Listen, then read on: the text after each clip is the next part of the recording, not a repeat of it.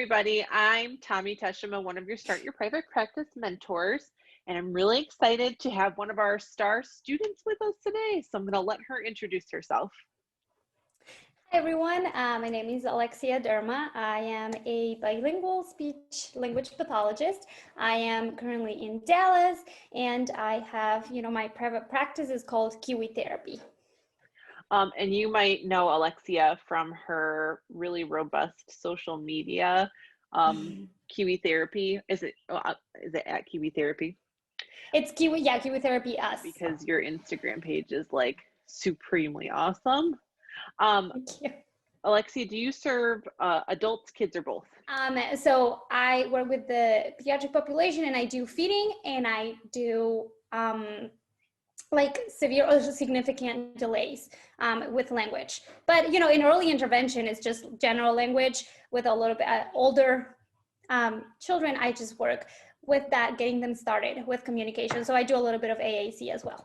Okay, Alexia, please tell me, why did you choose the sort of specialty area that you do? That's two full questions. Why did you choose the specialty area that you did? And two, what does it mean to you to be a bilingual provider? And I ask this because I looked up the demographics on ASHA, and only 6.5% of speech language pathologists identify themselves as being bilingual. I mean, we don't really have a good measure of what that means either. So I guess, so why did you choose your specialty, and what does it mean to you to be a bilingual provider? So, I mean, the bilingual portion, I feel like, it was just something that I was going to do because I was born and raised in Mexico. I came here for college. So, the bilingual portion was just part of it, it's just part of who I am, basically. Feeding and just working with more like severely involved or more complex, more involved populations. It just sort of happened with like one of my internships, but I ended up doing one of my internships in an outpatient clinic, and my supervisor was like, one of her specialties was AAC. So most of our caseload was basically very involved. They didn't have a lot of communication. We were working with the basics, and I just sort of like fell in love with that. Those populations for children who have significant delays in communication, and then for children who have feeding needs, like pediatric feeding disorders, the Hispanic or the Spanish speaking population has such limited access to resources. And now, I think I speak Spanish. So I think Spanish is probably the minority language that has the most resources. So for those people that speak other minority languages, I'm like, man, like that's, so, any bilingual therapist is so valuable. I think, for me, being bilingual, I think a really big part of it is understanding the culture and being able to relate to the family, being able to relate to the caregivers, because a lot of times they feel very left out. And without being able to have that rapport with the family, we make such little progress. Which is part of why private practice, for me, I think it's such a great setting to be in, because you have so much more freedom to actually be in contact, like be in touch with the parents, with the caregivers, versus being in the schools or even in the, in the SNFs. Like you said, you don't really get to talk to the family, and who's following through with the things that you're providing. And what a great opportunity for you to open up your own practice and be able to do that. And how is your practice doing? What's the scoop? How's it doing? Is it growing? How are you doing?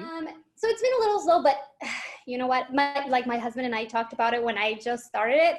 We're like, we're going to give it a good year with keeping our expectations, like, anything that comes out of this is a positive thing.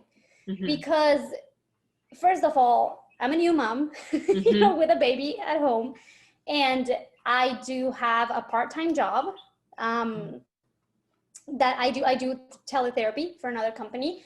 And then honestly, the social media thing itself is a whole other job. Mm-hmm. So I feel like I have like 3 jobs plus I'm a new mom. Mm-hmm. And then the pandemic, and I feel like there's been progress. Mm-hmm. And there's been like just the fact that one person, one parent was like, yes, I trust you enough to Mm-hmm. let you, take it or provide services for my children, and you're working like for yourself, that it just gives you such like a boost of confidence. And I think, once you have one client, if they're willing to refer you, I feel like, it'll get, I feel like I just have to be patient. And I know Jenna always talks about this. There's no such thing as a perfect practice. There's just what's perfect for you. Sometimes part of the practice isn't just seeing the clients. It's like the social media stuff. Getting that knowledge out there is really, really powerful, especially you do everything in English and in Spanish. Anybody who runs social media knows that that's like a ton of work. So, I mean, there are a lot of different ways to be a private practitioner. And I just think you're killing it and you're doing what you need to do. How has the Start Your Private Practice system kind of helped you get on your way? So, I think I was not going to do it if I didn't have steps that I needed to follow, because it's so overwhelming. Like if you don't have someone tell you, these are the legal things that you need to look into, these Mm-hmm. are the things that you need to have set up to feel like, okay, you're set, you can actually start seeing clients right now. So that was huge for me, just having a to-do list where I was like, okay, check. Mm-hmm. And then just the group, I think having the group, hearing the stories from other people, seeing the stories from other people. And then I've actually connected with a few people from the group, which has Mm-hmm. been so nice. It's encouraging too.